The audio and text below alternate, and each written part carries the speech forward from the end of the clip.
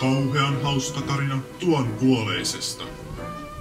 Nuorisoteatteriryhmä Veama valloittaa kevään 2013 uutuusnäytelmällä, joka taatusti nostattaa katsojan karvat pystyyn älyvapaalla huumorilla, odottamattomilla juonenkäänteillä sekä huikealla visuaalisuudellaan. Jännityksestä puhumattakaan.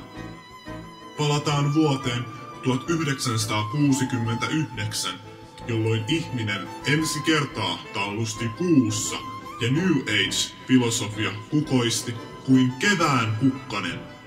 Medium Lydia Apteron pitää trendikästä praktiikkaansa vanhassa kartanossa Mystic-nimisessä kaupungissa.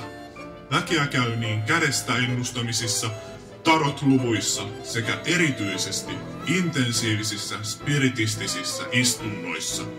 Olkoonkin, että kyseinen Apteron on vain ovela ja itsekeskeinen huijari, jolla ei ole aavistustakaan tuon puoleisen todellisesta olemuksesta.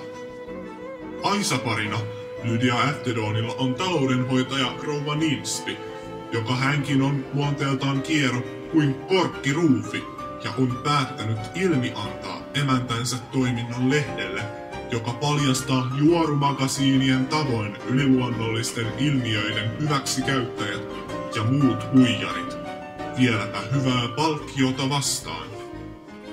Eräänä synkkänä ja syksyisenä perjantaina Apteronin kartanossa alkaa peruuttamaton hullunmylly. Kaikki huijaavat kaikkia. Jokainen on epäilty, mutta vain yksi on murhaaja. Ai niin, tämän kaiken alla on vielä ne kartanon kummituksetkin. Varaa lippusi kevään älyttömimmän kauhukomedian pyörteisiin. Nuorisoteatteri Veama, ilmiömäistä näyttämötaidetta suurella sydämellä.